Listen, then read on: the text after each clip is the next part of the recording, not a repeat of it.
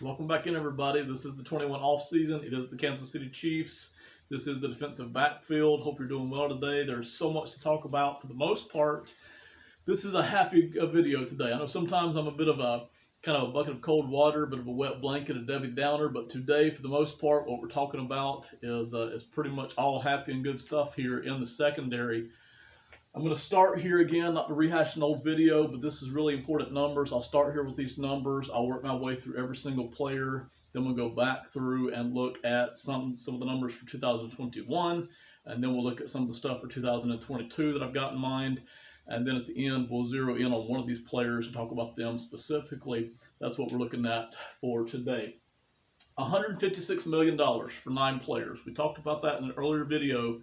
That's so important because we cannot make any decisions on any of these people until we understand fully what the Chiefs have going on as they enter the waters of this offseason. $156 million for the top 9 players. I call it the top 9, the 9 most expensive players on the team right now. That's their starting point, which basically means after we do a whole series of math, and you can watch that other video, I won't go over it today, but if the Chiefs do not release any of those top 9 players, they hold on to those players, and they pay every other player on the roster, which they can't even do that, but if they were to play every other player on the roster anywhere from $750,000 to $1 million, those are kind of the league minimums right there. If they were to do that, they are still looking for $12 million just to have a roster of, say, 41 players who are making the league minimum, and then the 9 players. So before we do anything else, before we look at any free agents, before we re-sign anybody, before we do any contract extensions at all of any sort, the Kansas City Chiefs have to shed about $12 million just to have the 9 guys making $156 million and about 41 to 43 other players making basically the league minimum. Now, you keep in mind, they've already got a handful of players on the roster who are going to be making more than the league minimum, anywhere from $1 million to, say, $5 million, so they've got to take care of that. So before the Chiefs do anything else, they've got to find that extra money. That is, they've got to either restructure somebody or they've got to cut somebody who's already on the roster, and there just aren't a whole lot of people to cut. So that's leading to restructures. I'm not 100% against restructures. The Chiefs are going to have to do plenty of it this year, but I am against making decisions that lead you into massive restructuring because, as we talked about in past videos, it makes it more difficult to win in future seasons. It just puts a heavier burden on future seasons. So I don't want to dwell on that a whole lot, but it's important to note that before we make decisions on any of these guys that we're talking about today, and we'll get into that here in just a second. All right, let's start going through here.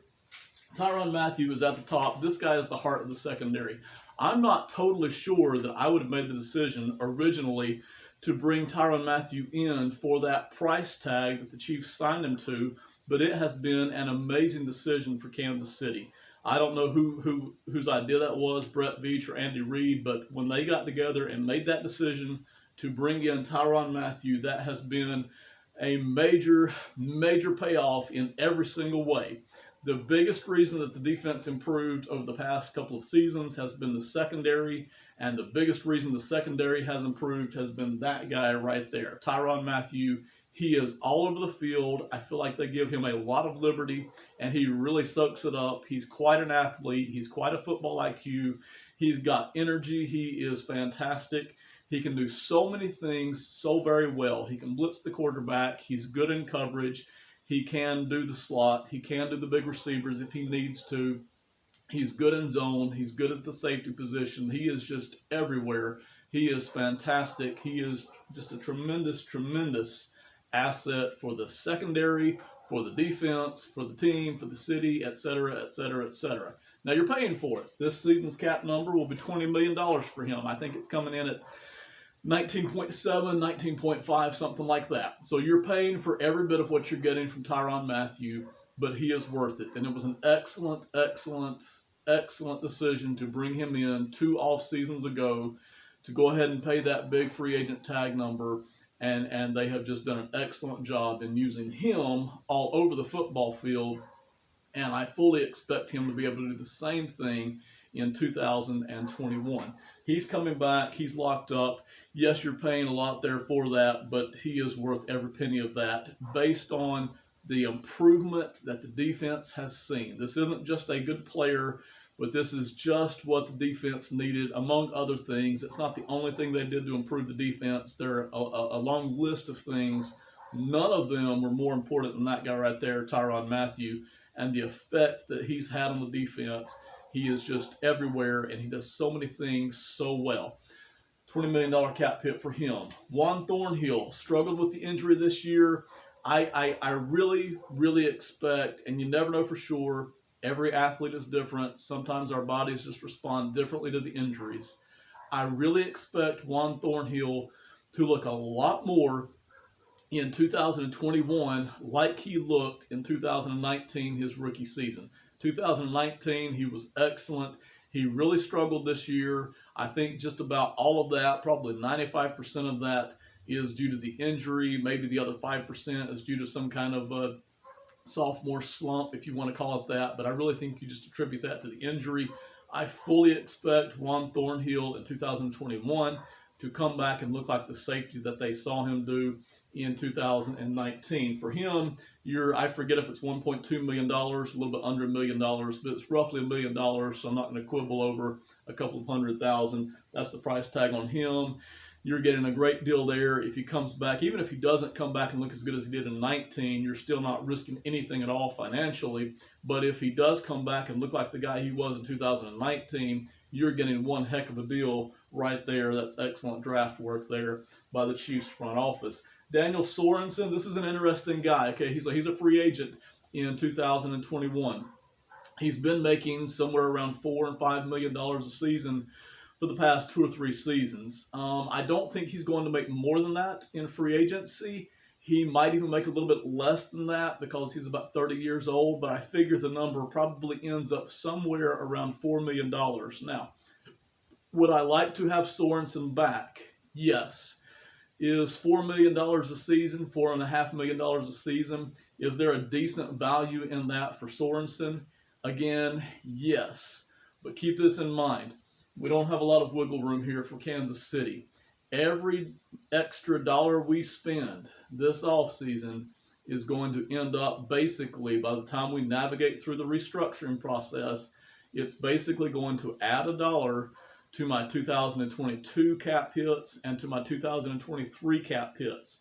So, long story short, when I look at what else I've got here for Kansas City, I'm very tempted to let Daniel Sorensen walk. I'm very tempted just to let him go. Not that I don't like him back there, not that he's not a valuable guy. Yes, he struggles in coverage. He makes a lot of big plays. He's a smart veteran guy. He knows what he's doing back there. He's just limited athletically. He almost plays like a linebacker a lot of times, more than a member of the secondary so much. It's almost like having a linebacker back there playing safety. He's a good player. He's a valuable player. He ate up a boatload of snaps last year, and he's kind of done that off and on throughout his entire Kansas City career. So I would love to have Sorensen back, but at that $4.5 million price tag that I think he's going to get in 2021, I would expect that Kansas City is probably going to pass on that this year. They've done a good enough job drafting, and we'll talk about it here in a second. They've done a good enough job drafting where they don't necessarily have to have Sorensen back. You've already got your starters locked up with Matthew and Thornhill, and they can try to find somebody else who's cheaper at that backup safety spot, either in the draft or in free agency, and save maybe $3.5 million there for the upcoming season. So my expectation is that Sorensen is probably gone, but I'm not going to try to predict necessarily what Kansas City feels about that. Armani Watts, been a disappointment. You know, he produces on special teams. You're not really losing anything financially to have him back there. But for $1 million, I forget which side of $1 million he lands on this season. It's about $1 million this year for a cap hit. We'll see if Watts can finally make a dent on the roster this year. I'm not necessarily expecting that, but he's already signed for this season. He'll be fighting for a roster spot. as well. Those are the safeties right there. You can see it's a little bit thin right there at safety, right? I mean, even last year, and I talked about it, we talked about Snead when he got drafted and how, in my opinion, I thought maybe kind of sort of they might ought to look at him continuing to be over in the safety position. They went ahead and moved him over to slot corner like some of you suggested that they would, and like Brett Veach said that they were going to do. It's a little thin right here at safety. Now they can fix that without too much expense. You know, probably for $1 million, $1.5 million, $2 million, they can bring in a guy who's got veteran experience and be a good backup safety for them. Then if they want to use a draft pick or if they want to go out and get another backup safety, you know, for about $3 million, they could probably get two guys in who are good at the backup safety spot and really add some depth here. And so for really probably less than what you would pay Sorensen for one roster spot, you could probably get two guys in here who you wouldn't want them starting, but just good backup safeties to kind of mix into the rotation and at least be decent for 4 to 6 games if Matthew or Thornhill get injured. So that's kind of what I'm looking at here. You do need to add some depth there at safety just in case one of these guys gets injured. You do look a little thin here. Snead, we'll get more to him in a second, but Snead, if he had to, I would love to get a look at him at safety. I know that's really not what the Chiefs have planned for him, but if Snead had to get in the mix here back up at safety, that is at least an option in theory. He played that for 2 years in college at Louisiana Tech. So in theory, and I know he's athletic enough to do it, you could try to slide him back into the mix there at safety. But whatever you end up doing here, you need some more depth here at safety. And I think there are very cheap options out there to do that in free agency. When you look here at cornerback, starting off with Rashad Breeland. Breeland here had the best season I think that he's had since he got to Kansas City. He didn't look good in 2018 or 19. Matter of fact, he just flat out struggled. So much so that I said last offseason that he really played more like a safety than he did a cornerback, which is true. He struggled in pass coverage. He just wasn't himself, and some of that was nagging injuries. Some of that was just kind of the lingering effect of the injuries that he'd had before. Breeland in 2020 looked good. He looked solid. He looked just excellent vintage Breeland, and probably the best we'd seen him in 3 or 4 seasons. And I expect, and Breeland only cost us about $2.3 million last year, I expect that Breeland is going to be able to make more money in free agency than what Kansas City is going to want to pay him when you keep in mind the numbers that they're looking at and the other people around the roster that they've got to make decisions on. So it's not just a vacuum here. You know, you've got guys on the offensive line that they're looking at investing a little bit of extra money in.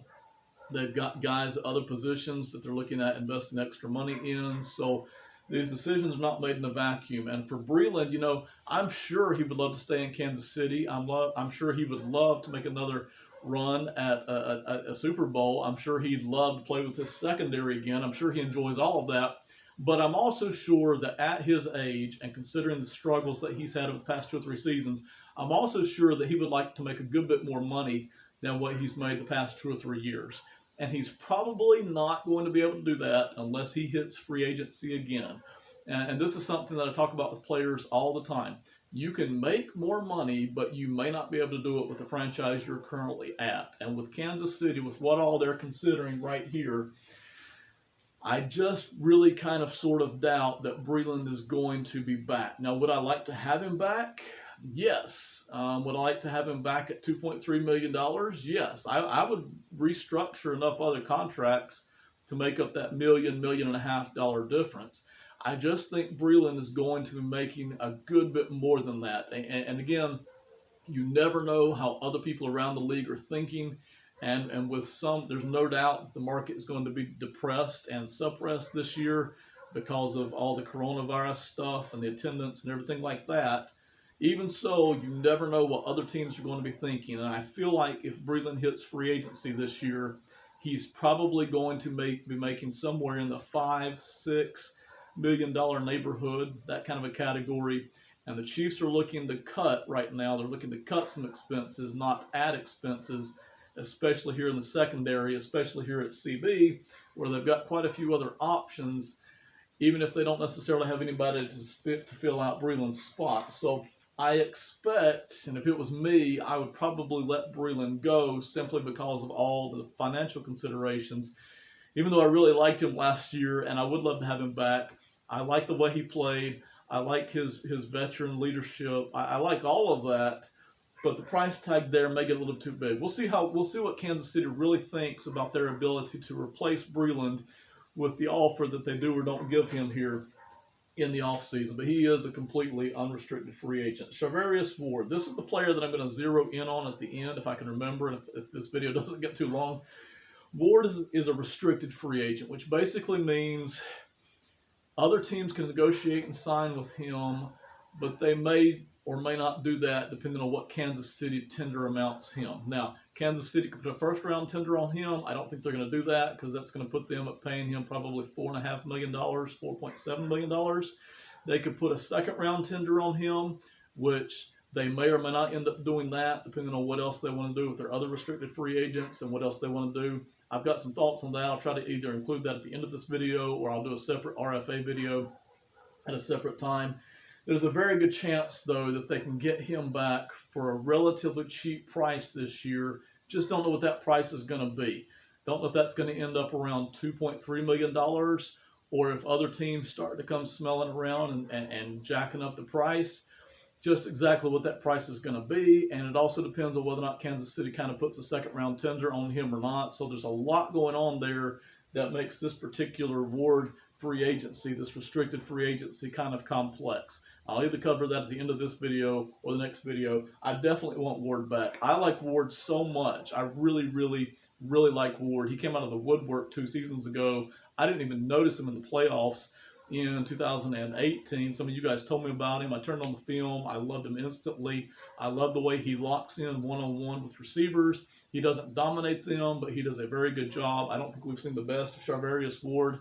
I think he is already a solid starter. I think he can be even better. I think he can be a Pro Bowler. I like his approach. I like the way he zeroes in. He doesn't always look very comfortable in zone, but that's okay if he's willing to go mano-a-mano on an island with some of these bigger receivers. I think he's got the length. I think he's got enough speed. I think he's got the focus. I really, really, really, really like Chauverius Ward, and I really want him to come back for at least the next 2 or 3 seasons.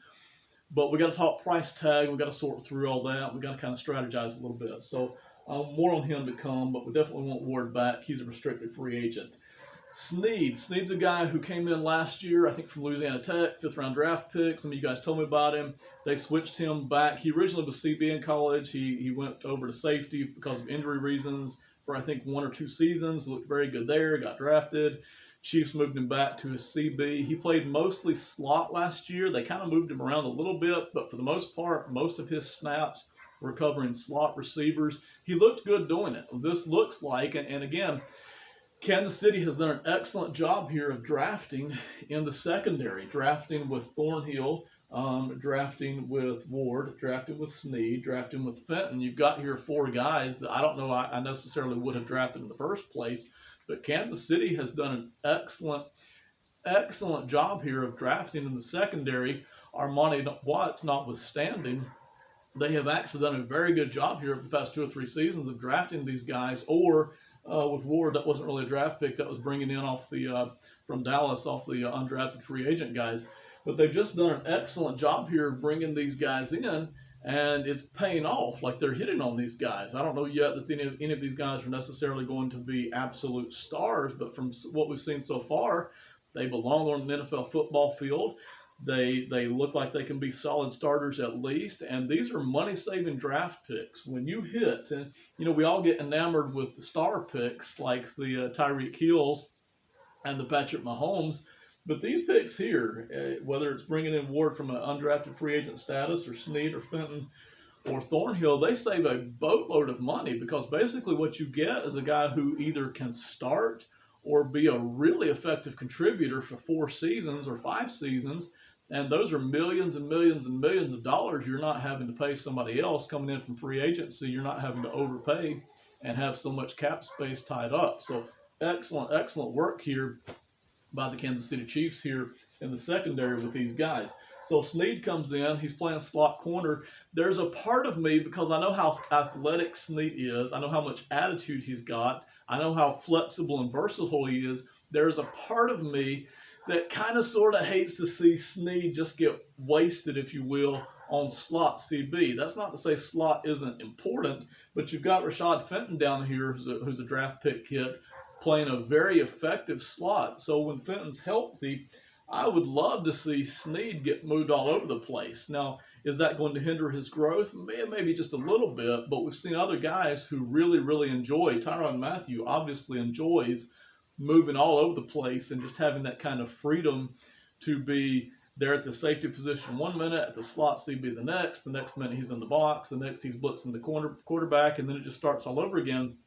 I would love to see Snead get used in that fashion. Get a look at him over at wide CB, see how he does against bigger receivers in the NFL. I'd love to see him drop up to safety and kind of get a look to see how he looks there at safety in zone coverage against NFL wide receivers and against NFL schemes. I would love to see that next year. I think Snead is the kind of guy, I know he's athletic enough, I know he's got the attitude, I know he's got the football IQ.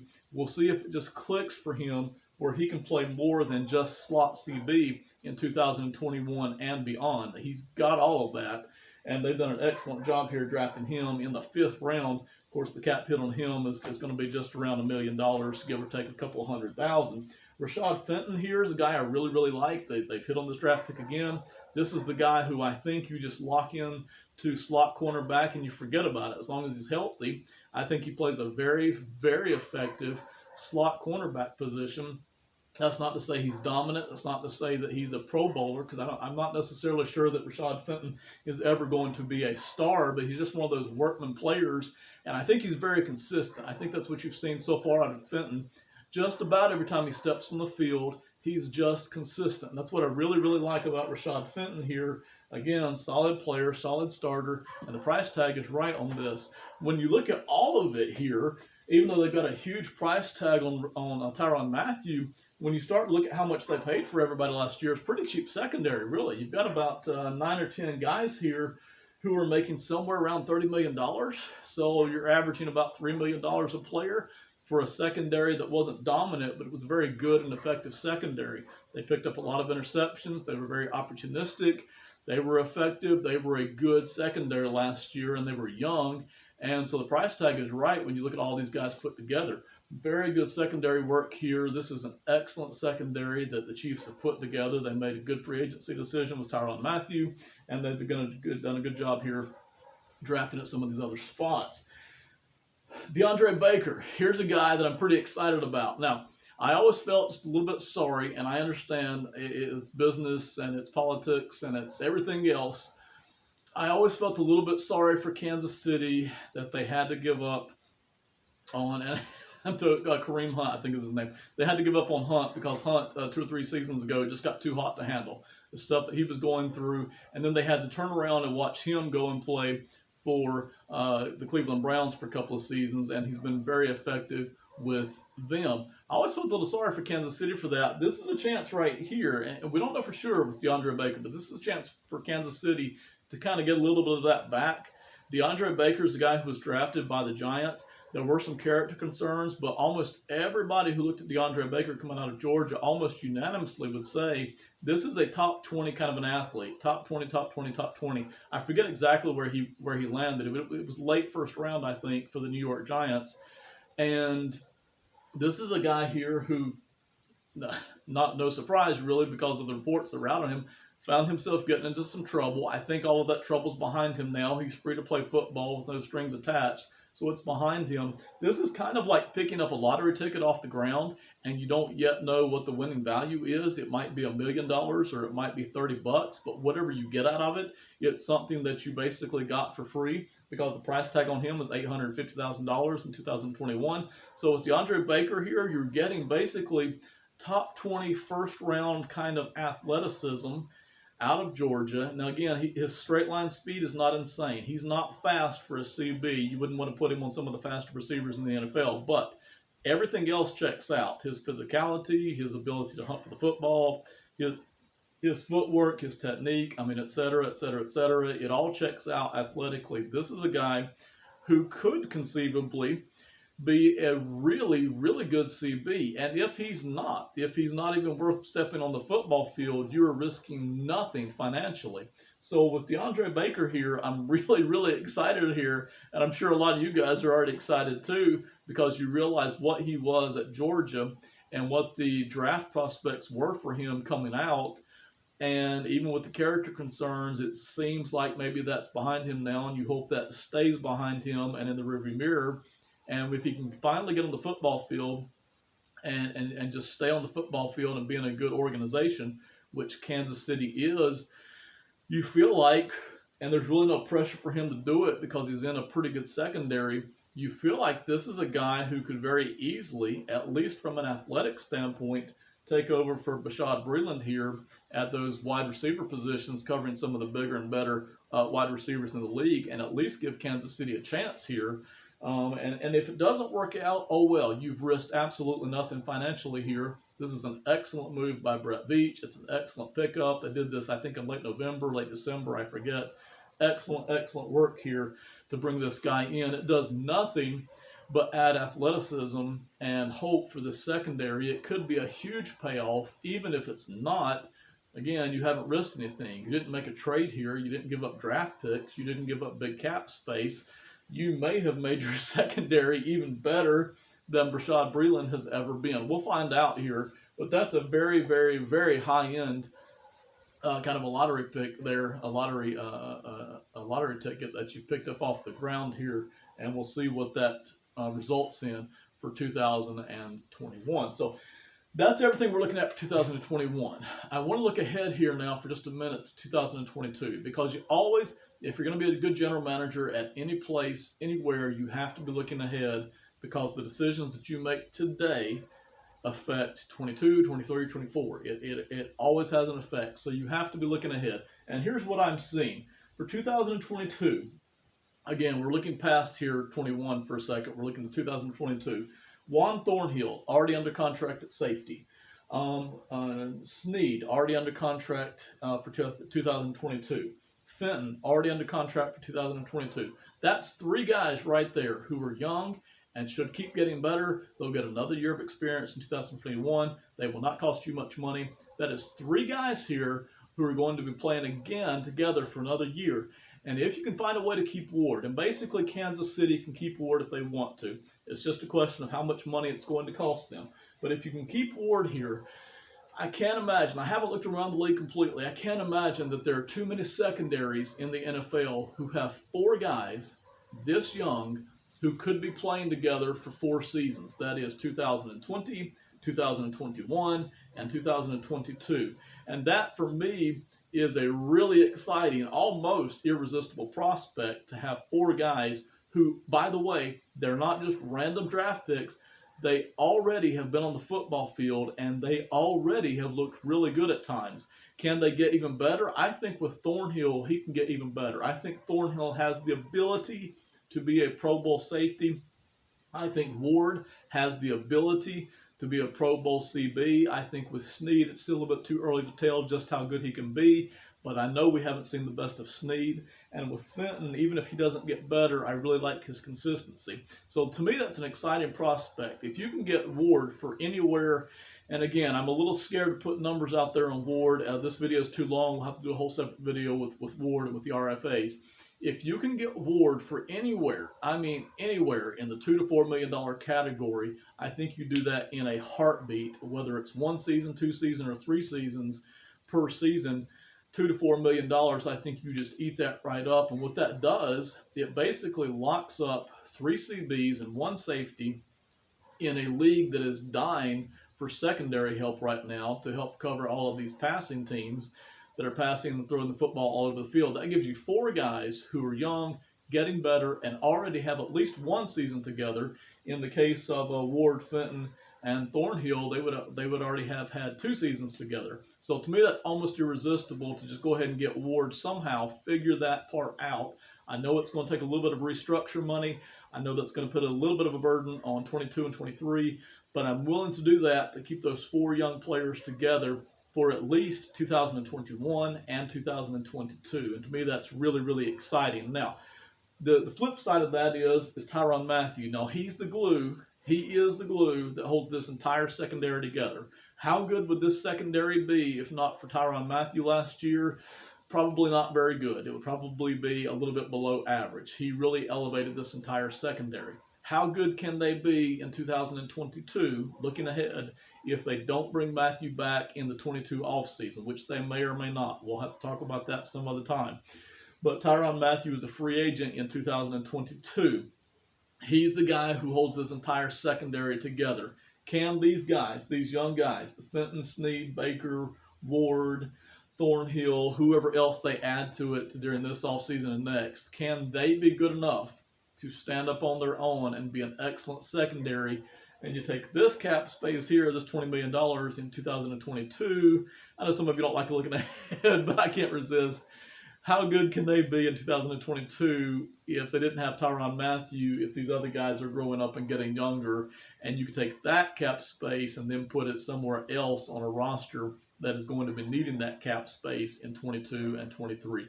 It's just thoughts. It's just thinking ahead. The only real point there for now is getting Ward signed up and getting him taken care of. All right, we have covered a lot. We've covered 21, 22. We've covered the individuals. We've covered the overall cap. There is more that we could say. There's more that we could talk about, but this video is 30 minutes long, so thank you so much for watching. We'll see you next time. Have a great one. Bye.